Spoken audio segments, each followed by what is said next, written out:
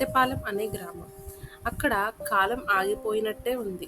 విద్యుత్ లేదు, రోడ్లు లేవు. కేవలం మట్టి ఇళ్ళు, నూనె దీపాలు మరియు చీకటిలో నివసించే వింత చప్పుడు. ఆ గ్రామం చివర రవి, అతని భార్య లక్ష్మి మరియు 10 ఏళ్ల కూతురు మీనా ఒక చిన్న గుడిసెలో జీవిస్తున్నారు. పేద రైతులైనా సంతోషంగా ఉన్నారు. కానీ ఒక వేసవి రాత్రి అన్నీ మారిపోయాయి. ఆ రాత్రి మబ్బులు కమ్ముకున్న ఆకాశం క్రింద రవి ఇంటికి ఆలస్యంగా చేరుకున్నాడు. గుడిసెలోకి అడుగు పెట్టగానే దీపం తలుకులు అతని కంట పడింది. ఆ వెలుగులో లక్ష్మి ముఖం తెల్లబడిపోయింది. నీ చీరెందుకు తడిచింది అని రవి అడిగాడు.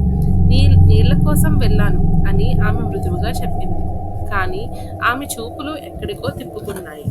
తరువాతి ఉదయం మీనా చెప్పింది, అమ్మ రాత్రంతా తన మంచున కూర్చుని ఏదో మెల్లిగా చెప్పిందని.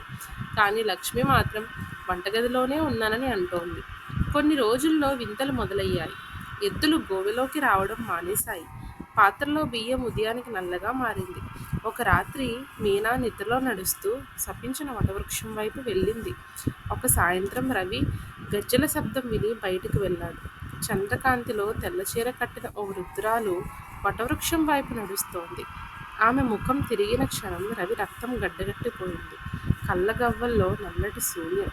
గ్రామ పూజారి చెప్పారు, ఏళ్ల క్రితం సీత అనే విధవను ఆ వటవృక్షానికి కట్టేసి చంపారని.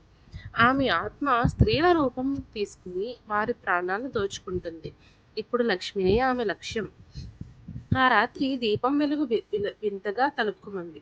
గోడలపై నీడలు వంకర తిరిగాయి. మీన గట్టిగా కేక వేసింది.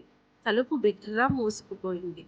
లక్ష్మి కళ్ళు వెనక్కి తిరిగి భయంకరమైన గళంలో ఆమెను నవ్వు నాకెదురుగా తీసుకుపోలేవు.